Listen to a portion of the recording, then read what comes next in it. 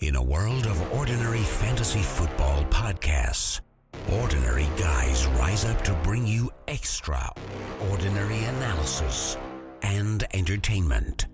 This is the FLAFFL House Fantasy Football Podcast with your hosts Kevin Cotillo, Sal Lito, and Stephen Marcus.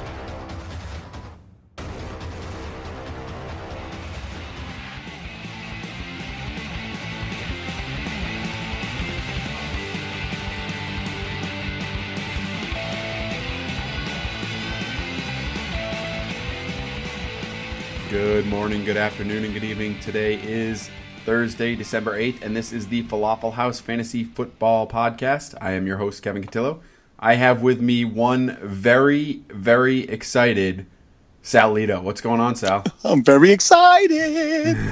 Is it because Santa Claus is coming? Is that why I'm excited? Well, I assume so. Although I don't know that he visits your house. I'm just guessing he doesn't. No, he skips right over here. But yeah. I'm hoping that he'll come early and bring me a wonderful little victory from my Oakland Raiders tonight. By the time most of you hear this, that game will be over, and you will know already that the Raiders are in first place by 2 games. Oh, baby, let's do it. We are recording early tonight. I'm neglecting my wife and kids so that Sal can get upstairs and watch his game. As we know, he podcasts from his parents' basement, so. We got to make sure he gets upstairs to be able to watch the game. We also, of course, have Steve Marcus with us. What's going on, Steve? Oh, not a whole lot. That's interesting because your wife came in the chat and said, "Thanks for asking Kev to record early tonight. I was happy to get him out of my hair for a while." Oh, she said that, huh? Yeah, it was interesting. So I don't think she's too upset about it. Apparently not. I'll have to. Good to be here, everybody. It's great to be here. Yes, absolutely. I just want to remind everyone that you can follow the show on Twitter at Falafel House. You can follow me on Twitter at Wally Central. You can follow Steve on Twitter at Sid Skeet, and you can follow Sal on Twitter as at Lito Sal. You should also download the Fantasy Life app and come into the Falafel House chat on there and check us out. Me and Steve have the same names on that platform. Sal is a little different with at Sal33. Anything else that I missed off the top of the show, Steve? I have something. Oh, sure, Sal. I think Sal's got something. What made you think that? Just add a feeling. Wow. So all the people who it's my time. It's my time. We have a lot of people out there who are still listening who are not in the fantasy football playoffs, and maybe some of you guys are in the playoffs in one league and not in the other. But on next Tuesday night's recording, which would be Wednesday morning's release, we are going to have the first ever FLAFFL Festivus celebration. And we want you. Yeah, that's right, buddy. We're celebrating early. Oh, Festivus. Woo! What we want from the people out there in Falaffelville to do is make a 60-second recording of you airing your grievances. As you know, on Festivus, you must air the grievances. So we want you to air the grievances about this fantasy football season. Get into it. Try to keep it clean, but I understand if you can't. But get into it. Really let us know what pissed you off this year, who pissed you off today, whether it's a coach, a player, a league mate, or something. The best ones will get on next Wednesday's show, and it should be a really good time. So if you ever want to get on any podcast, even this little engine that could, get them in and send them over to falafelhouse.com. All right, a couple of things really quickly on that. First, while Sal says air the grievances and get your frustrations out, try to keep it a little clean. We can't have it all bleeped out, so try to keep it, keep the swears to an absolute minimum. Try to avoid any of the words you can't say on radio. Obviously, if you slip a few here and there, if it's good enough, Steve can bleep them out, but he's not a magician, so Kevin, what about... Yeah, you can't say that. Not you can't say that either, Sal. Yeah. Okay. Got it. Yeah. So Steve, I want to make sure. That's all. I'm pretty sure it's okay though. Yeah, you can say I think so. No, actually, I just looked it up. You cannot say that. All right. So no on. All right. Yep. So anyway, try to keep it a little clean. And for those of you who don't know what Festivus is, if you're wondering what the hell we're talking about, please Google it, Brandon. and just look it up and figure out what it is, and then watch that episode of Seinfeld because it is hilarious and you will enjoy it. The one question I have for you two gentlemen though is, are you two participating in the feats of strength then? Is it Sal versus Steve? Yes. There's not much feats of strength to be had on this side of the microphone over here. Steve, I'll go 30%. I want to say that I feel as if Festivus has been a season-long affair for me, and this podcast has been a very, very, very good place for me to vent all of my frustrations that I've had, because I've had a lot of problems with a lot of people during this fantasy football season. So I'm very much looking forward to this. This is going to be a lot of fun. It is definitely going to be a lot of fun. We look forward to it as well. So make sure you get your submissions in. And as Sal mentioned, the best ones will be heard. All right. We got a lot to get to tonight. We are going to go through every game from the upcoming weekend schedule. And Steve is going to be the one to take us through it.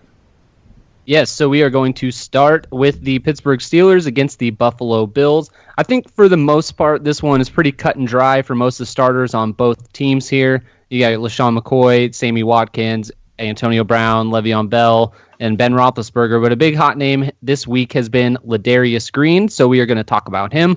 Buffalo is the 9th worst team against tight ends over the last 5 weeks. They've given up 5 catches and 50 yards a game to tight ends, and also 2 touchdowns over that span. So, Kev, we'll start with you. Is Ladarius Green someone you're going to feel comfortable rolling out this week, first week of the playoffs in the fantasy season? Yeah, I mean, I'm comfortable rolling him out there. I think in my rankings, I kind of screwed up a little bit and had that. My tight end rankings didn't come out the way I wanted them to. I'm going to be quite honest with you. I don't know why. I don't know exactly what happened. I have him ranked 13th, I think. 12th. I'm sorry, 12th overall. So just at the end of a tight end one. Which obviously you're still starting him, but I'm actually a little higher on him than that. The one thing that I think is an issue, and it's been more of an issue this year than I think any other year I've heard of, people seem to be real concerned about the weather. I know Buffalo is going to snow a lot, and you could see some rough conditions, but I don't think that's really going to slow down the Pittsburgh very much. I'm not too concerned about it. I think they play okay in the snow, and you just look at what Ladarius Green has done over the last few games. Nothing against Cleveland, but the other 3 games he's been involved in, you can see constant, production upticks for each of those 3 games, being capped off with a 6 for 110 and a touchdown last game against the Giants. So, look, we know this guy has the talent. Steve and I were obviously very high on him coming into the season. He's on Sal's roster, which means he has that good luck charm shoved up his. I think you can expect to roll him out and be happy with his production. Sal, what are you looking at for this game? A little disappointed in some news I heard today, and I know that this is a guy on Kevin's FLAFFL roster, and I have him in 2 spots. One more importantly, where I'm looking for the 3-peat, and that is that Mike Gillislee was officially termed the goal line back today. He will get the goal line touches. I was trying not to McCoy. think about it. Yeah, you can wish it all you want. It's not going away, unfortunately. So you're going to start McCoy every week. We discussed it the other day. He's an absolute game breaker. He could take it to the house. Any play from anywhere on the field, from any distance. So you're going to have to hope for that, because it seems to me like if they get inside the 10 or the 5, it's going to be Gillislee's show. And that dumbs his value down to like a low-end RB1, I guess. But definitely disappointing to hear that today. Yeah, it's disappointing, but I will say this: if there's anyone in the league, that can break a long run for a touchdown, it's definitely LeSean McCoy. So, I don't think his value completely takes a huge hit here, because he does break a lot of long runs. So, I think he'll be okay there. Sal, I want to ask you about one guy though, Sammy Watkins. What are you doing with him? I saw a lot of questions this morning about Sammy Watkins. Yeah, Sammy Watkins is a really super hot topic right now, because people are looking for that, secret weapon. The guy that can change it all. I mean, he really does. He has that. Yeah, he's got that ability to absolutely turn an NFL game and a fantasy matchup on its ear on one play. So it's roster based. I got to look at who I have around. But if I'm in a situation where if I'm a low ended seed guy, I'm playing the guy with the best roster in the league, and he's projected to beat me by 30 plus points, I think I'm taking the shot with Sammy Watkins, because he's got that ability. I'm not looking for the steady guy in a matchup like that. He did tell the coaching staff that he felt better after the game last week than he did after the first game, which is good news. That means, he's getting back into football shape and things are feeling a little bit better. So he's gone up in each game, obviously, in his percentage of usage, and I think he'll go up again in this game. Pittsburgh has been good in defending wide receivers, but he's got the ability to get behind anybody. So, like I said, matchup based, and if you need that big game, that help me from the depths of hell game, he's a guy to turn to. Yeah, I would say, like I've said before, like we said when he was first coming back, if you got to this point in the season, if you've gotten to the playoffs, if you've, succeeded this far without him basically on your roster because he wasn't around for the majority of it, then you're probably rolling him out there as a wide receiver 2 or a flex to begin with. And in my mind, take a shot. Why not? Because he has that upside. So I think in that slot, then you're fine. If you're counting on him as a wide receiver 1, you may be in trouble anyway. Yeah, I think you're absolutely right. You're not going to find very many flex options with as much upside as a guy like Sammy Watkins. And then like Sal said, it really does depend on the rest of your roster construction. I know a lot of people were asking Sammy Watkins or Dante Moncrief, and it's like, well, they're two different players. One guy's a high floor, one guy's a super high ceiling. So, you kind of need to see what the rest of your roster looks like. So going forward, we will look at the Denver Broncos at the Tennessee Titans. Kind of a weird game here. The Titans are ranked worst versus quarterbacks, 9th worst versus running backs, 2nd worst versus wide receivers over the last 5 weeks. But Denver's offense has been so boring and brutal to watch lately that it's really hard to get excited about this kind of matchup. And then we all heard that Justin Forsett was signed this week. And what does that mean for Devontae Booker? So, Sal, what do you think you do with the Denver offensive players heading into this weekend's game against Tennessee? Yeah, I don't think I would have been worried about that at the beginning of the season. You had C.J. Anderson, who was a consensus top 10 running back, I believe, top 12 at least. You had Demaryius Thomas, who's been a great wide receiver, Emmanuel Sanders, who got paid a lot of money coming into the season, who was a good wide receiver.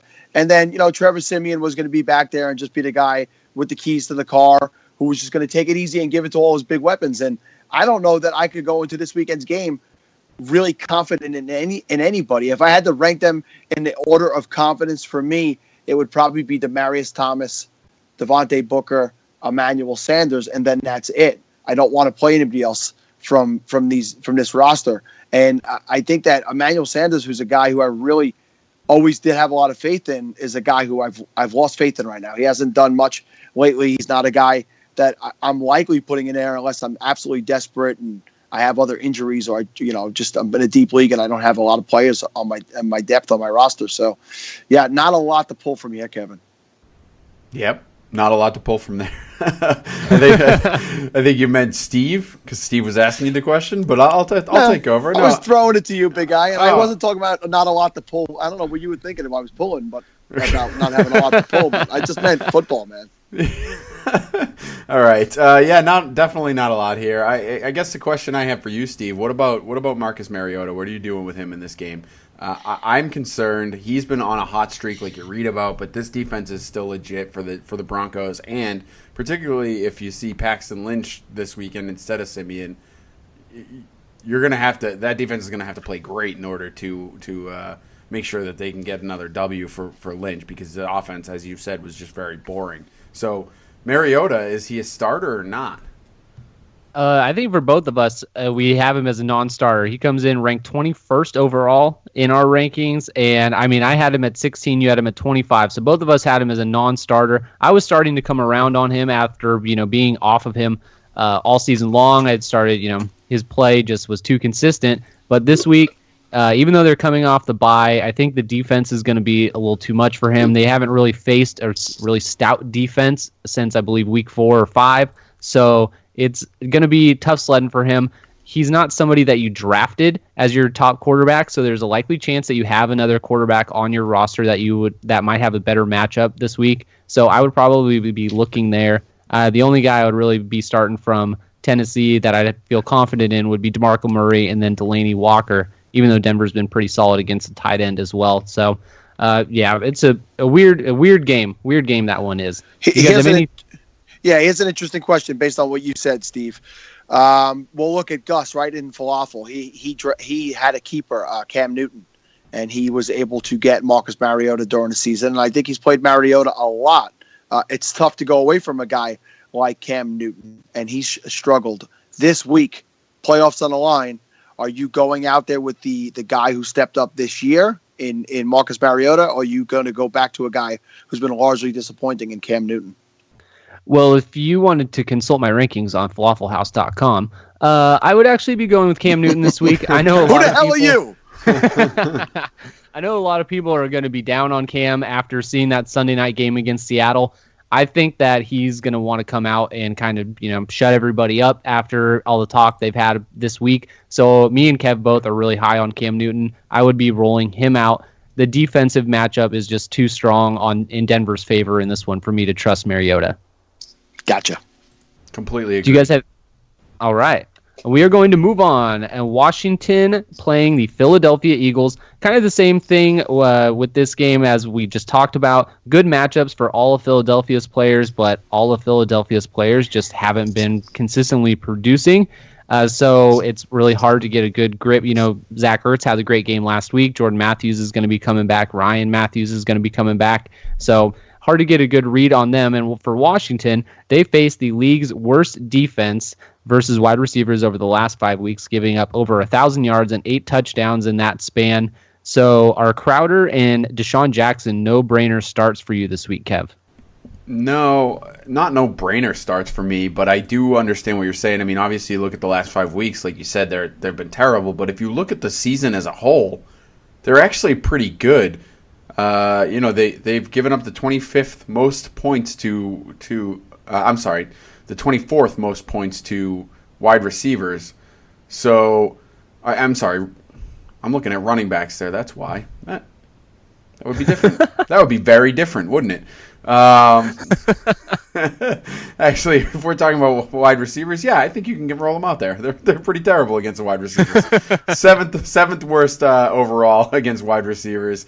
My apologies. I think it's Sal's fault. He gave me the wrong information there. No,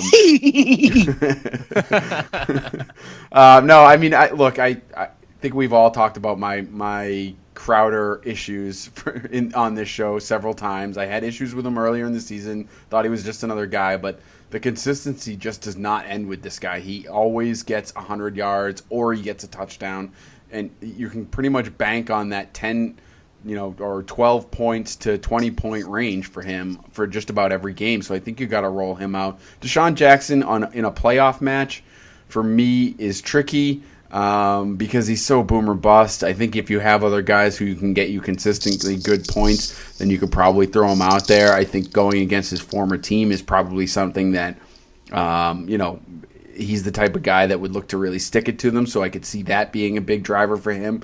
So maybe that gives him a little bit of an uptick. So, I mean, I think these guys are both startable. I don't know if they're no-brainer starts. I'm looking at the rankings now. We have Crowder at 24, so just at the back end of a wide receiver too. Deshaun Jackson at 31. I have them right around the same range in my own rankings as well. So, pretty. You're actually lower on Crowder than I am, Steve. Yeah, just a little bit. I like Deshaun Jackson a little bit more, not more than Crowder, but I'm a little higher on him. So I think going against Philadelphia, for some reason, he always seems to do well against them. So I like Deshaun Jackson, and I think both of them have earned their production the last few weeks has really put them into weekly consideration, and I would have no problem rolling either one of them out there.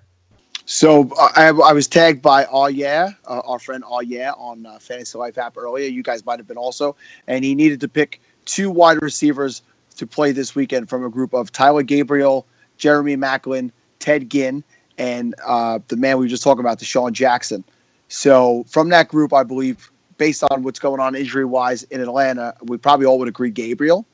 Who would be the second? Who would be the second guy that you would pick at it? Would it be Deshaun Jackson? Would it be Ted Ginn, who's had a lot of big plays and touchdowns lately? And I think nobody would pick Maclin in this case. So it would be Deshaun Jackson for me. Okay. And Kev? Yeah, I think it's Deshaun Jackson too. Although I would think about Ginn long and hard because, as we said, Steve and I are both high on Cam Newton. And again's been sadly the most reliable guy in that offense right now. So for Cam Newton, so I would think long and hard about him, but I'd probably still go with Deshaun Jackson. There you go, John. Tune in and listen, punk. There you go. All right, we're going to move on. The Arizona Cardinals flying to the East Coast to face the Miami Dolphins for an early kickoff. Sal, we're going to talk about Carson Palmer coming off his 23-point game against Washington where he threw for 300 yards and 3 touchdowns. Now he's facing Miami defense that has given up the 4th most points to quarterbacks. Do you feel comfortable starting Carson Palmer this week? As we have talked about many times, how important this week is in fantasy. Are you buying the return of Carson Palmer? Boy, that's tough, right? Because I know that I've said so many times, cut him, drop him, bench him. I still have him on one roster too, even though I've said that to a bunch of people. I still have him because we play in big leagues and we get desperate. We say stupid things. I'm sorry, Carson. I'm sorry. But by the way, is there anyone who looks more miserable in their ESPN picture than Carson Palmer? Have you seen it? He just looks like he just looks so defeated. Sorry, go on. That's all right. I guess that I have to see who else I have on my roster. But I mean, he's got a good matchup. He has played well, like every other week. So he had a good week last week. So this might not be a week to be on him, but. It's matchup based. If I had just him, would I be okay and not be looking around scrounging on the waiver wire? Yeah, I wouldn't go looking for some secondary guy to put in his place because he's got a pretty good matchup. So cross your fingers and hope that Larry Fitzgerald and the boys show up this week. I can think of 17 players I would pick over Carson Palmer this week. I'm guessing you have him ranked 18th. I do. I do. And you can check out those rankings on FLAFFLhouse.com. That's right. We are in plug mode tonight. For those of us who do the rankings. Anything else from this game here?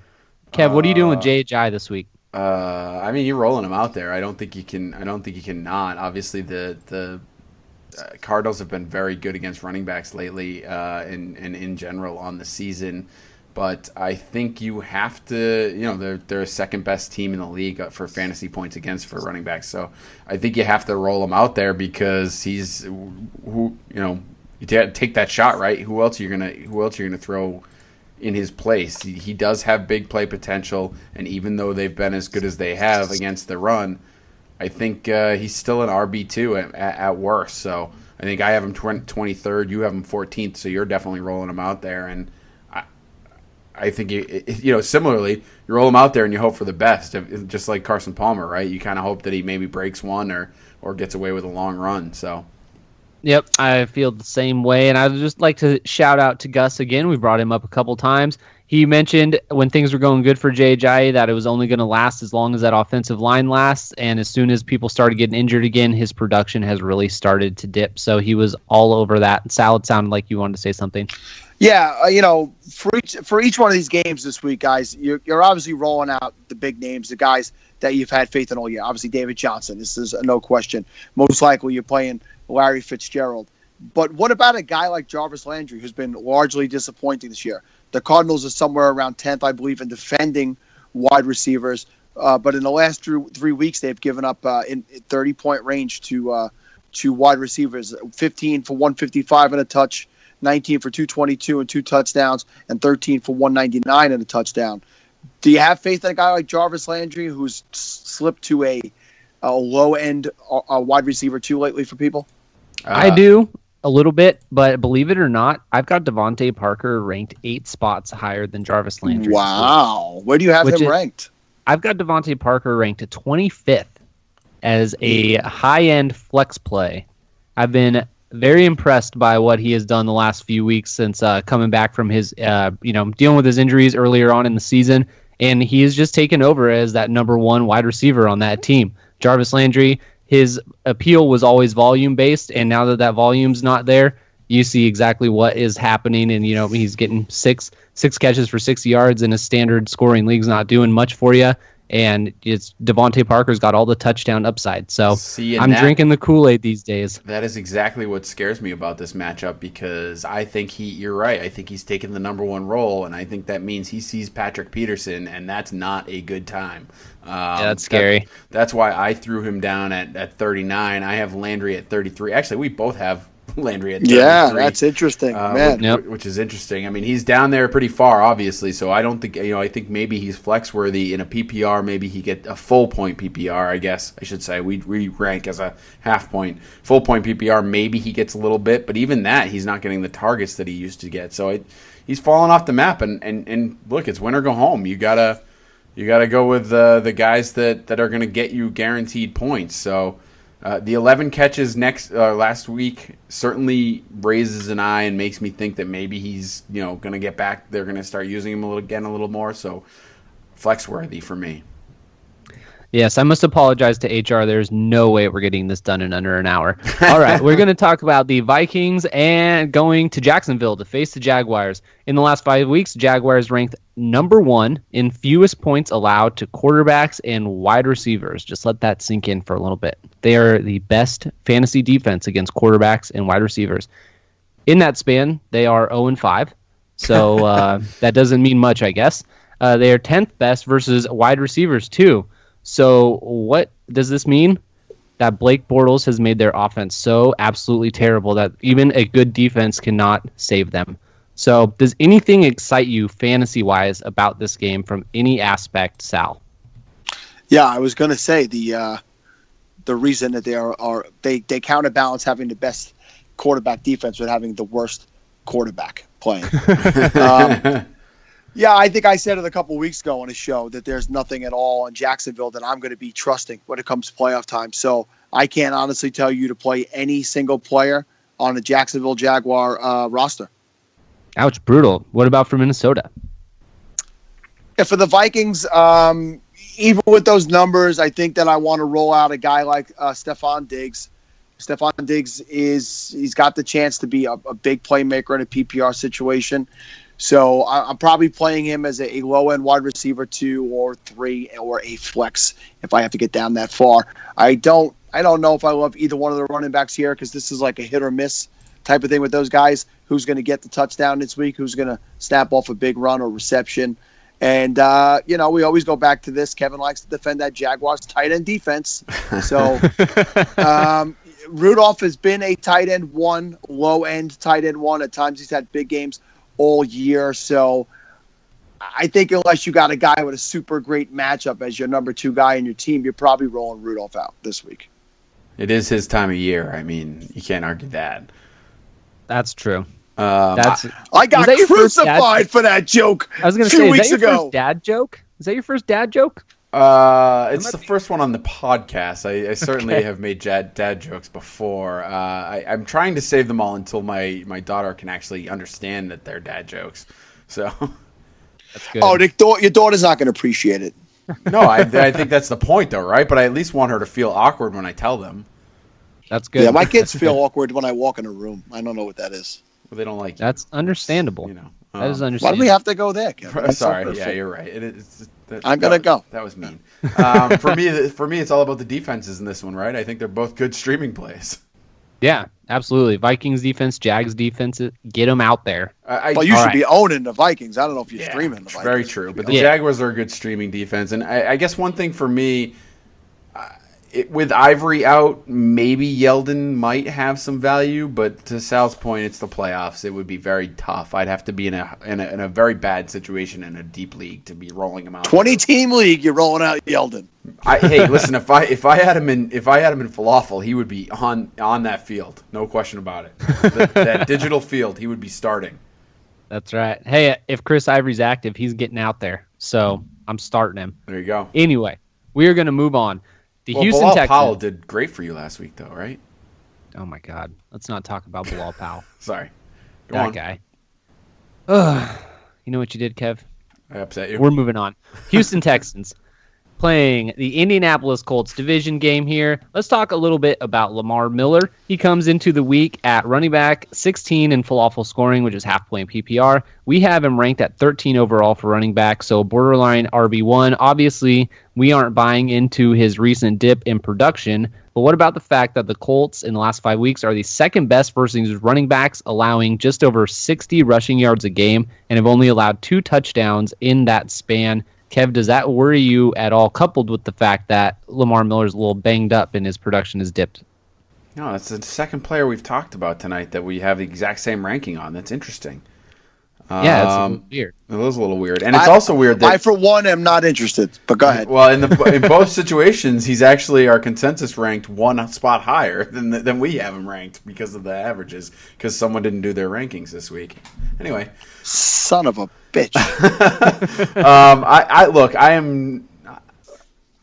Lamar Miller is what he is at this point, right? I mean, the offense is so bad. Brock Osweiler... Oh, wow. I'm sorry. I got that wrong. Brock Asswasher. Say it right. I'm sorry. Asswasher is such a terrible quarterback. He is killing Lamar Miller's value so much that the guy can't run. And he's always nicked up. I mean, I think he's going to do what he's been doing, right? Which is get you some yards, probably not get in the end zone, and he'll be a running back 2 at the end of the day. And I mean, that's what you're getting with Lamar Miller on pretty much a regular basis. We've seen 2-3 games over 100 yards this season, but he's also, up until against Green Bay, he hadn't, and he has 2 games with 20, around the 20-yard average, and everything else has been over 50 yards. I mean, he's an RB2, and that's what he's doing. I don't expect anything different. I don't expect him to have a game like he did last week where it's 14 carries for 22 yards. I figure he'll probably be in the 19 or 20 carries for 75 to 100 yards and no touchdown. I think the reason that the Colts have been so good against the run is, let's talk about their wide receiver numbers, defending the wide receivers over the last 5 games.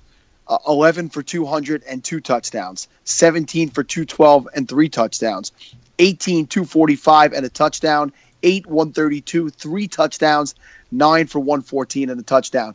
I'm telling you, confidently start DeAndre Hopkins this week. He's going to pay you back for holding on to him all season and cursing at him and yelling at him. This is the week he's going to get you into the semifinals of your playoffs. 2 DeAndre Hopkins touchdowns this week. And you know what? He's playing me in falafel, so I totally believe it. So that is probably going to happen. All right, do you guys have anything else from that one before we move on? I mean, Dwayne Allen, is that a thing? Don't do it. Don't do it. Don't do it. Yeah, no, I think, and that's exactly it, Steve. I wanted to bring that point out. Just don't do it. Don't buy in. Don't chase the points. You're in the playoffs. Don't chase the 3 touchdowns. Yep.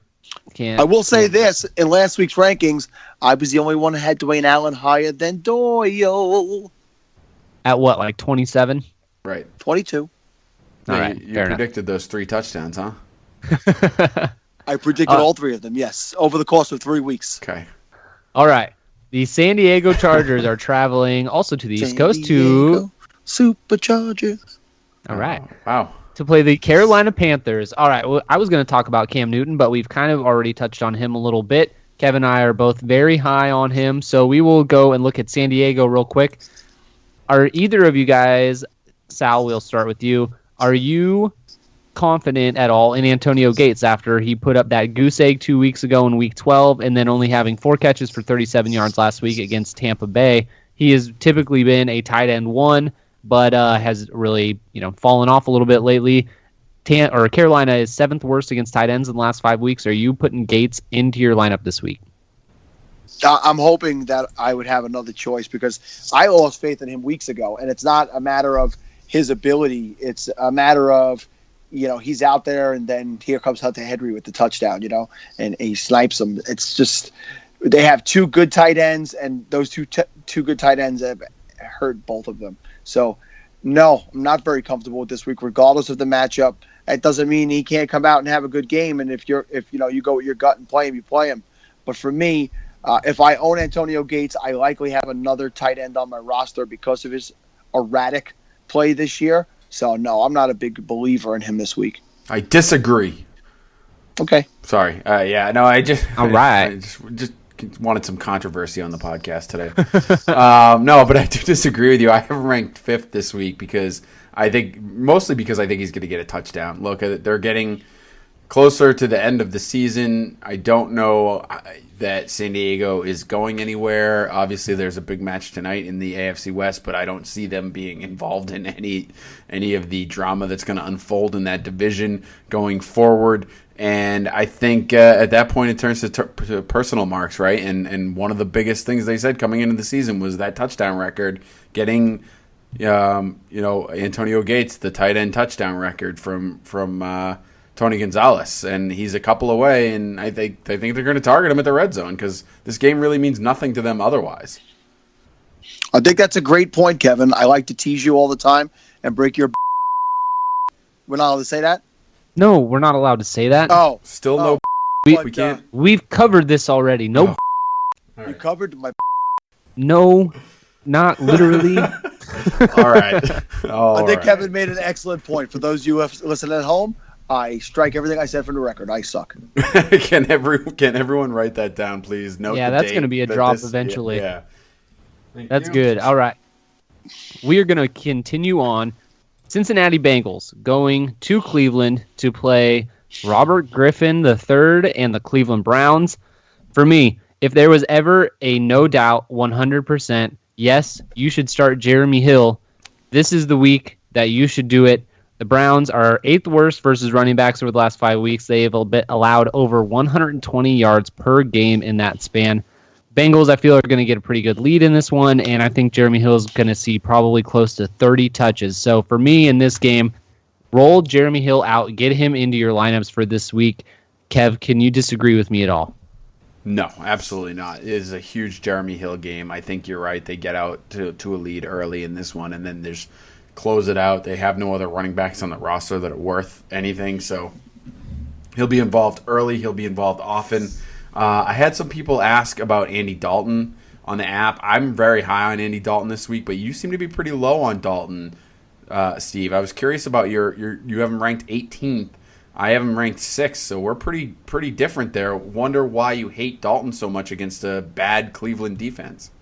For me, the biggest reason is that I think, well, obviously, you see how high I am on Jeremy Hill this week. I think that they're going to run the ball, and if he were to break off a couple runs and get up, get into the end zone, and they're up 14-0, I don't think they're going to have to throw the ball very much. So I don't think that the Cleveland's offense is going to be able to keep up with Cincinnati. I know RG3 is coming back, so that is going to be interesting to see if they're able to put points up on the board at all. But I just think that the Bengals are going to get a lead, and then they're going to be content with trying to run the clock and control the clock with the run game. And I think that's just going to limit the amount of opportunity that Andy Dalton has, much like everyone assumed Tom Brady was going to be a really high quarterback last week against the Rams. And then once they got a lead, they kind of took their foot off the pedal and didn't have to throw the ball as much. So that is kind of the route that I was going with Andy Dalton this week. I definitely... You know that there's some guy at home eliminated from the playoffs this week who's got DeAndre Hopkins and Jeremy Hill, and they're going to put up like 30 points each this week, and he's going to be on the FLAFFL Festivus episode on Wednesday, grabbing the hell out of that situation. Yeah, that can't argue with that. My only point with that was I agree with you. I don't think that, but I think to get up on that lead, I think you could see a couple of touchdowns, particularly from Dalton to Eifert. I think Eifert's a big threat in the red zone, so you could see a couple of touchdowns there, making him very relevant early. And then, I agree. Hill takes over and sort of barrels through this game. So, all right, guys, real case scenario for me in Cousin Donald's league this week. I can only start 2 of these 3 running backs. There is no flex option, so only 2 of them are getting in my lineup. Number 1, I'm assuming standard scoring, right? It is there. It's a category league, so there is a receptions category. Okay. So it's more of a rotisserie style fantasy football. So I'm starting Melvin Gordon, no questions asked, and I need to choose from Jeremy Hill or LeSean McCoy. Oh, that's not even a question. I'm going. I think LeSean McCoy. I think it's a question based on today's touchdown news. What about you, Steve? I would still go with LeSean McCoy because of his big play potential. He has shown this season that he still has that ability where Jeremy Hill has not necessarily done so as much. I actually saw you talking about this in the FLAFFL House chat on the Fantasy Life app and was, interested where you were coming up with this. And very interesting. I cannot say that I would be able to do that, but I don't know if it's going to hurt you. So I can't disagree with it too much. I've got McCoy ranked 5th and Jeremy Hill ranked 9th this week. So, they're not too far off. Basically interchangeable for me. Psst, I'm going to stop McCoy. Don't tell him. Don't tell my opponents. Still waiting for Cousin Donald to come on the pod. I actually have Gordon and Hill ranked closer in my rankings, just to throw that out there at you, Sal. I have Gordon at 9, Hill at 10, and McCoy at 6. So you're a crackpot. Listen, all right. That Carolina defense is no joke against running backs. It's a good defense. So TD Gordon, that's his name. All right, move along. All right. We are moving along. The Chicago Bears are traveling to Detroit to face the Lions. For the Bears, I think you want to start Jordan Howard, and good luck trying to pick who else you'd like to start from that game. I wouldn't recommend anybody. And on Detroit's side of the ball, Matthew Stafford playing against Chicago for the second time this season. The first time did not go very well for him, only scoring 8.2 fantasy points. He had just over 200 yards passing, no touchdowns, and 2 interceptions. Kev, is that why you are low on Matthew Stafford this week? No, not particularly that matchup, although that does help my argument a little bit. But I think Chicago's just been a fairly good defense overall against quarterbacks. 24th most points scored against them by fantasy quarterbacks, so they're down at the bottom of the league as far as the points that they give up. They've played really good defense despite having their record be terrible and just beside not having anything to go on offense. And their games have been very competitive, which means that teams aren't throwing the ball all over the place on them. It means there's a lot of running game going on now. The difference here being obviously that Detroit has no running game, so you expect Stafford to throw. I think it's going to be a little limited. I think it's going to probably be a lower scoring game, and you're going to see things. You're going to see some checkdowns, and if they get in close to the goal line, the Lions might have to actually figure out how to run in a touchdown. So I don't know if they can do that. I don't know if they can Joik either. Bell, baby, Joik Bell. Yes. Who doesn't love Joik Bell? Hey, listen, let's continue the theme of you guys setting my lineup in Cousin Donald's league this week. Of course. My choices are between Matthew Stafford playing against the Bears or Andrew Luck playing against Houston. Again, I feel like these are easy questions.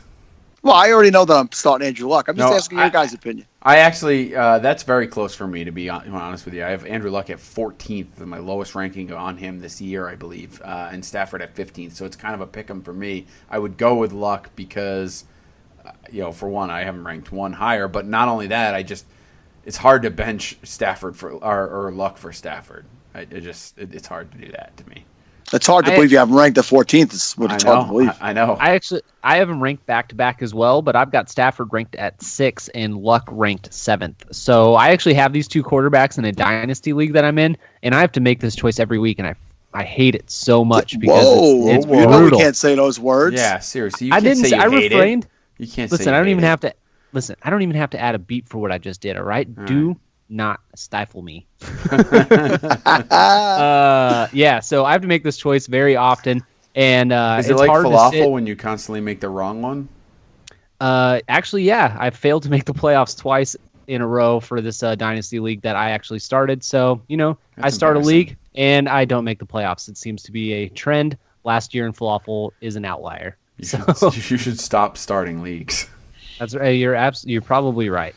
All right, we're gonna move on here and talk about the Jets and the San Francisco 49ers. What a game. Pass. If you guys thought it could not get any worse for the Jets, they are actually a 3-point underdog to the San Francisco 49ers this week. So that is, I don't know. I've never been to rock bottom, but I guarantee it looks something like that. Doesn't this feel like a Thursday night game? Shouldn't it have been a Thursday night game? It feels like it should be like a Saturday afternoon game. Nobody's home. A DNP is just like did not play. They did not play. Are you suggesting that they are college teams, Sal? Yeah, I think that they could get beat by Alabama. I think it's actually did not perform would be the proper way to describe these teams. Yeah. Oh, there we go. All right. Well, it came out this week that Bryce Petty is going to be leading the Jets for the rest of the season. What do you think this means for a guy like Matt Forte, who was heading into this week against the worst defense against running backs for basically the entire season? But now with Petty under center, you have to wonder if this is going to really hurt his value. Sal, what do you think about this? I'm playing Matt Forte if I own him. I mean, this is too good of a matchup. I don't care. I don't care if they're stacking the box. They're not good at stopping the run. They could put 12 guys out there. They don't stop the run. Forte is absolutely in my lineup if I own him. This is the playoffs. This is a matchup I can't pass up. He gets on the field for me. Yeah, interestingly enough, when I did my initial rankings for this week, Forte ranked out. So for those of you who don't know, I do my rankings very mathematically, which is probably why I screw them up. But Matt Forte came out in my algorithms very, very high this week. It came out, I think he was top 5. And I looked at it and I'm like, no, that can't be right. Bryce Petty, no way. I got to knock him down. And so I brought him back down. He ended up at 8 for me. He's 7 for Steve. So we both like him a lot. You're right, Sal. The matchup's too good, but I did knock him down just a little bit because of the offense and because Bryce Petty will be at quarterback. You still doing the thing where you put the peanuts on the table, you slide them from the left to the right, you count them up? Yeah. Except now I've got my cat involved. Like the cat comes on the table and like pokes at a couple of the peanuts, and it's a whole big thing. That's awesome. That's awesome. Yeah, it's good you guys are spending time together again. That's good. What do you think this does for Sal? You and the cat. Oh, good. Yeah. I heard you guys were on the rocks a few months ago. It's been good a that rocky. You guys are getting back. It's been a rocky road for us. What do you think this does for Brandon Marshall, Kev? Nothing. I think Marshall's. Was anyone counting on him at this point anyway? You one good game in the last however many. I don't think you can. I mean, you just can't count on him anymore. Especially with Bryce Petty, I think he's going to be terrible. I have him ranked 15th, which is high. I probably should have him lower. You have him 21. That's probably closer. I don't even know. So I guess you're rolling him out there as a wide receiver too, but I'm not confident in him at all right now. I have him in that Friday night league where I'm actually playing Steve in the first round of the playoffs. You're going down, boy. Screw you guys. Weekend, 6 playoff spots. Come on. Oh, you're not in there? There's 12 teams in the league. You know what I would put 10 teams in the playoffs? Oh, 8. Get out of here with that. Playoff teams. 8 playoff teams. Steve no told more me I than could not 50%. put 50. Yes, exactly. He told me I could not put more than half the teams in the playoffs. Bye weeks Steve's are stupid. a good commissioner. But bye weeks are stupid. So I have him in that league, and it's a 3 wide receiver, 3 flex league, and I still had hesitation of playing him this week. But you're going to see him, Steve. Mean machine. And that's right. Yeah, there's a lot of roster spots on that one to pick from too. So I drafted Paxton Lynch. That's how deep that got. So yeah. All right, we're gonna move on. The New Orleans Saints at the Tampa Bay Buccaneers. It is finally here. The playoff matchup that has been talked about all season long. It's gonna be a dud. It's gonna be a dud. You're probably absolutely right. The first of 2 matchups in 3 weeks between these teams. But, Kev, we'll start with you. How are you feeling about Drew Brees after last week? Going on the road, is there any concern or hesitation throwing him into your lineup? No, none whatsoever. When have you ever seen him throw 3 interceptions and no touchdowns? Ever. I don't think it's ever happened. So I think you can confidently roll him out there again. He had over 300 yards in Detroit. Tampa Bay's defense is even worse. Look, some people started to throw some shade on him today. I saw some stuff in the app about his record against Tampa Bay in Tampa Bay and things like. No, you're starting him. This is what you've been waiting for. If you've had Drew Brees all season, you have had Week 14 highlighted on your schedule all year, thinking first round of the playoffs, I get to roll him out against one of the worst defenses. Let's do it. So I am excited about this matchup. I am also excited, not personally excited because he's injured, but Michael Thomas popped up on the injury report today. dealing with some soreness. So, if for some reason he can't go, Brandon Cooks is a very good play in this one, in my mind. Brandon Coleman. You think Coleman? Come on. I'm guaranteeing if Thomas doesn't play, Coleman gets a touchdown. Guaranteed. Wow. Guaranteed? Guaranteed. Wow. No warranties, guarantees. So if Thomas doesn't play, you're going to drop someone to pick up Brandon Coleman to get a guaranteed lineup or a guaranteed touchdown into your lineup this week. In FLAFFL. Did I say that, or did I just say I'm guaranteeing? I didn't say nothing about. I didn't say I'm going to be an idiot and go out and hit him. I just said I'm guaranteed a touchdown. Awesome. So much faith you have in him there. Is there anybody that you're not going to want to try and put into your lineup from this game? Of all the usual suspects from fantasy standpoint.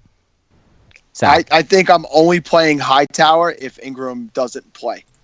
His touches were way down last week, and Ingram has performed better with the touches that he's gotten. So it's definitely something to keep an eye on, both the Thomas and Ingram injuries. But I'm lukewarm on Hightower. I'm not rolling out Fleener. I have him at 18 in this one. He's not a tight end one, so I probably not starting him here. Other than that, no, I think you're rolling everyone out. I do think it's interesting what's going on with the Buccaneers backfield. We should probably talk about that a little bit, with Jaquiz Rogers being noted by the coaching staff to be getting an increased workload. Obviously, Doug Martin has a 2.8 yards per carry average since he came back from injury, so he hasn't been very effective. We have yet to see Charles Sims activated, although he's supposed to be playing this weekend, so we'll see about that. But interesting to note there. Just keep an eye on it if you're depending on Doug Martin for anything. I don't know if it's injury related or what, but he could see a smaller role this week, and that could have a big impact on someone's team. Yeah, I have got Doug Martin actually ranked 20th this week, so I'm pretty low on him. I'm still in a RB2, but the Saints they've been sixth best defense against running backs over the last 6 weeks.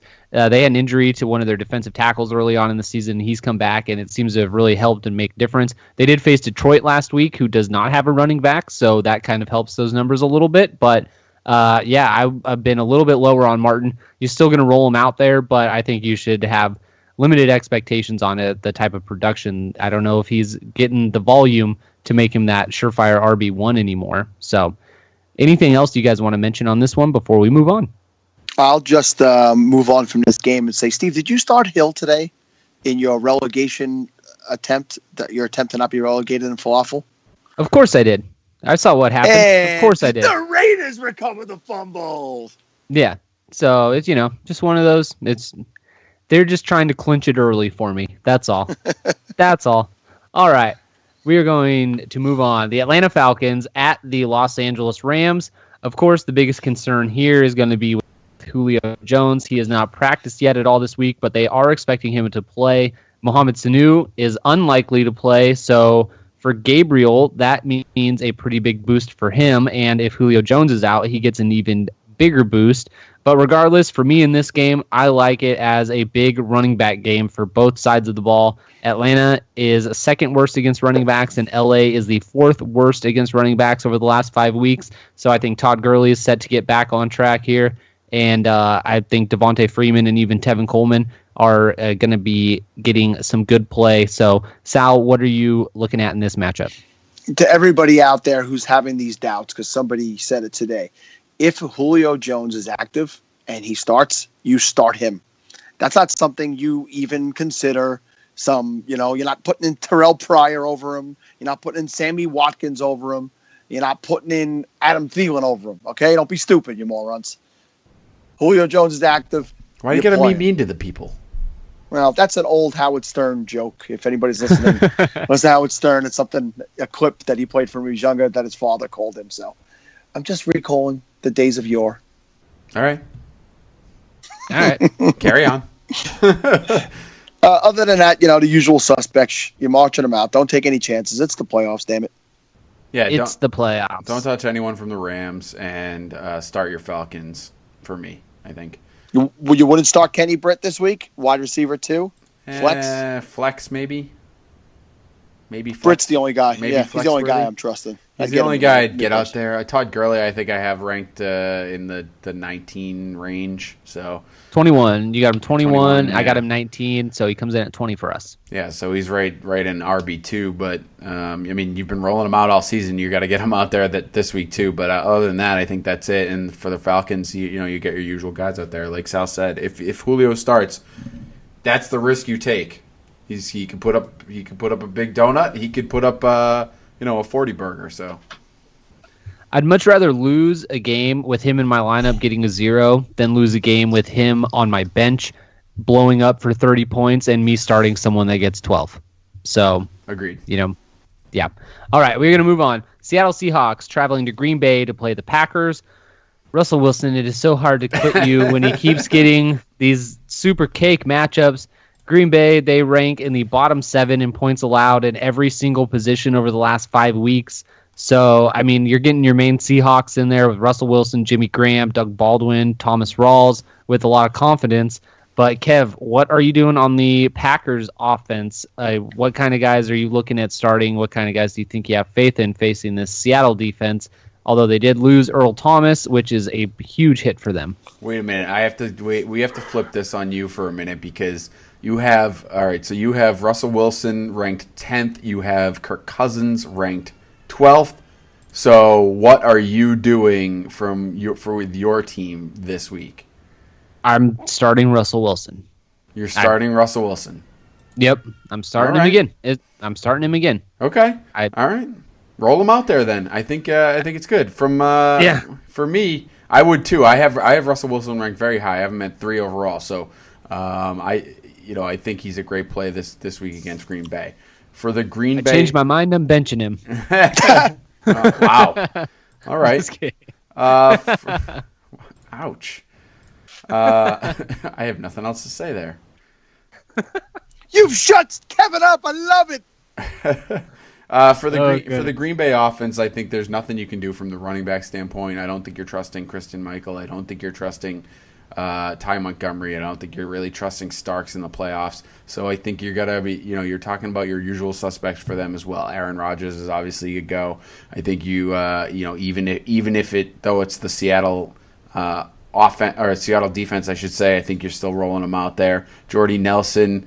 Definitely a go, although we have him much lower than we normally would. I have him at 9, you have him at 6, so I guess not even that much lower.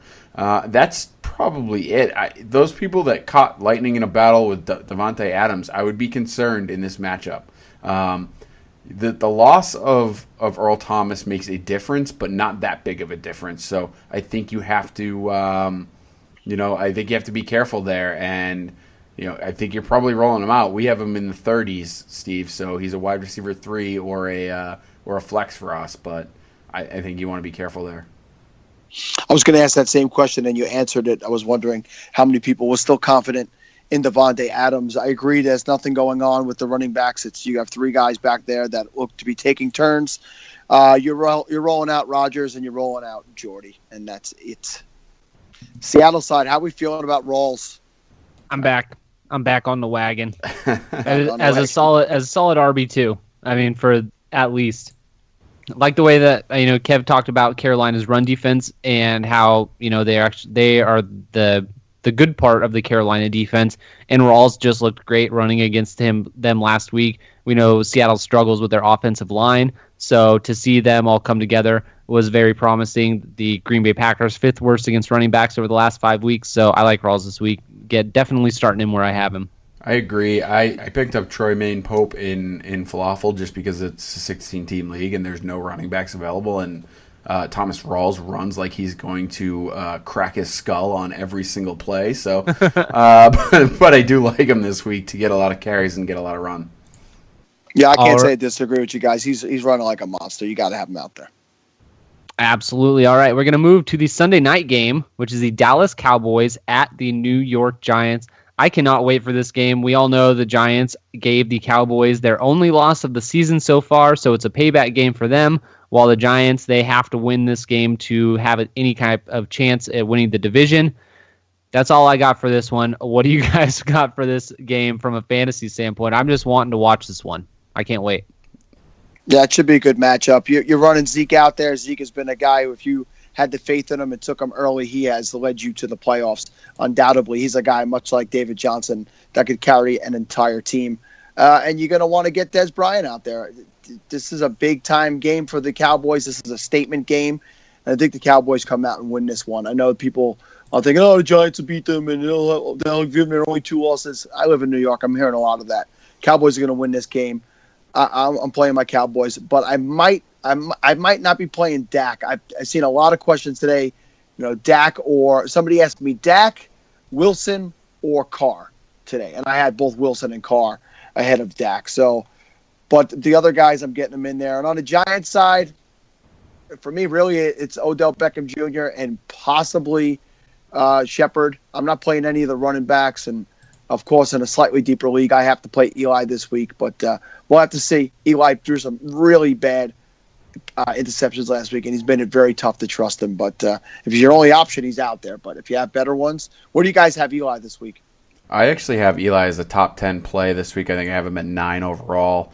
The Dallas hasn't been as good against the pass as they against opposing quarterbacks, 17th in the most points against opposing quarterbacks. So I guess they're bottom third of the league, but they're still they're susceptible. And I think that you can with the Giants' weapons, I think it's gonna be hard for them to defend. So I think I like Eli Manning in this game to have a pretty decent and productive game because, like you, Sal, I don't trust their running backs. I don't think they're going to do anything on the ground.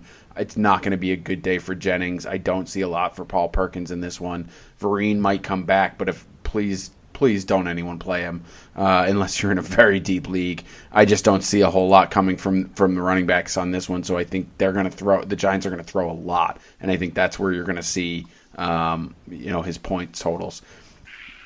Dallas third best against the opposing running backs this year.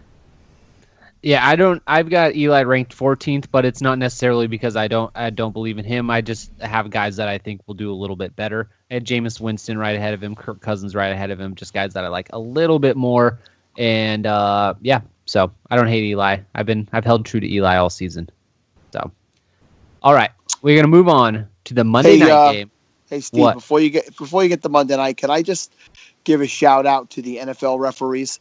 As a Raider fan and an Amari Cooper falafel owner, thank you for screwing that call up and saying that was not a catch, therefore not being a fumble for Amari Cooper. I appreciate it. Hey, that's good. You don't get a fumble while I'm sitting here at -2 points fighting for my falafel life. I'm glad that you felt time was necessary to bring that up. All right. Yeah, you're welcome. Monday night, the Baltimore Ravens at the New England Patriots. I'm also very much looking forward to this game, as I'm sure Kev will be as well. This is going to be a good one. Kev, you are going to be at this game. So just tell us, what are you looking forward to here? And is it true that you are intending on mooning John Harbaugh? I may do that. I think I'm going to bring a sign in that says Harbaugh is a fraud. I have a little play on the A and the U where I might use them together. It'll be a good sign, so look for that. There may be a mooning. There may be some other, other activities as well. We're gonna work on that. But from this game, from a fantasy standpoint, I think it's going to be tough sledding for everyone because these two teams play each other very, very tough. The Ravens defense has been phenomenal. So I think it's a tough matchup for Tom Brady. I think it's a tough matchup for the Patriots offense as a whole.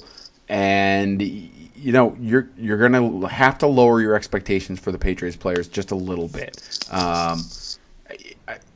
It's a Monday night game and it's prime time. So those that usually helps. And as I say that, obviously I have I can feel you about to point out that I have Tom Brady number 1 overall, Steve. So you are good, Kev. I can just feel it coming. So look, I do think that because here's why. Because I think they're going to throw a ton in this game. I think it's going to be almost all through the air for them. I think it's the type of game where you could see Brady throw 50 times, and that's to me that's why, right? So if you're going to see that kind of volume, then I think you have to uptick him, but it's going to be tough, and obviously the the one thing you look for in this game as far as defensively from the Ravens is the sacks. They're going to get after Brady. They're with Doomerville and Suggs, they can pressure the quarterback very well, and that's when Brady starts to struggle a little bit. So it'll be interesting, but the Ravens are the best team in the league against fantasy running backs right now, and there's a reason for that, and that's why I think you're going to see a lot of throwing. I love it, Malcolm Mitchell. Kev, you told me earlier in the week, I asked you who you would start at flex, Malcolm Mitchell or Ladarius Green. So tell me now your answer. You told me Ladarius Green earlier in the week. Yeah, it's so close. I think I'd probably still go with. Well, I gave him my reasoning for not going with Mitchell. Right? It's not because I think he has the potential to score those points. I think they spread the ball around so much you can't depend on it. Whereas I think you're looking at Green, who's probably the number 3 passing option, and that includes Le'Veon Bell. So in Pittsburgh, so I think he's got more opportunity in this one. I guess I would still lean Green, but Mitchell could have a huge day too. I lean Green too, in case you care, Sal. You lean in Green. Nice. I'm leaning All right, Green. boys. Here's the question of the year. You're in the playoffs. You need to choose between one running back to start in your flex this week, and it is either Terrence West or Kenneth Dixon. Who are you rolling with this week in the first round of the fantasy playoffs? For me, if I had to roll one of those guys out this week, it would be Terrence West, who I have ranked higher than Kenneth Dixon this week, and it is based solely on he seems to get most of the goal line work. They both, you could probably draw a line down the middle of their, the touches that they get or the amount of time that they're on the field between the 20s, but every time you're seeing them on the field and they're in the red zone, it seems to be Terrence West that's on the field, so I will take Terrence West. Kevin? I take Dixon. I think that Dixon is. I got to keep doing it. I think he's the better running back. I think they're going to give him the touches. I think he's better suited to run against the New England defense. The goal line is all you got, right? If West doesn't score, he's not gonna outproduce him. I really wanted you to say West because I was going to tell everybody at home that finally this was the week that Dixon would take over, but you screwed it up. All right, that's it for me. I'm done. Well, then you have to get to your final thoughts. All right. Well, thank you, everybody, for hanging out and joining us in the Falafel House Fantasy Football Podcast. You can check us out on Twitter at Falafel House, like our page on Facebook, search for Falafel House there. We're also on Instagram, and check out our website, falafelhouse.com, where you can look at all these rankings we've been talking about tonight and all kinds of daily fantasy articles. That's all from me, Sal. Good luck to everyone who is playing this week. We hope you all win. That way you have a reason to actually come back and listen to a fantasy podcast next week. Stay tuned for the Falafel Fantasy Playoff Challenge, or the Falafel Playoff Fantasy Challenge, however you want to say it. And remember to get in your Falafel Festivus airing of grievances sound bites to make it onto next Wednesday's show. Send us a clip to falafelhouse.com. Kevin. All right, yeah, I just want to say that I know these guys want to get out of here since they're both fans of the AFC West, so I'm going to take a very long time to say lots of different things on this. Bye, guys. Later. No, that's it. Thank you guys for tuning in. Leave us a review on iTunes if you could. That'd be great. Until next time, which would be Sunday night or Monday morning for most of you, Steve, hit the button.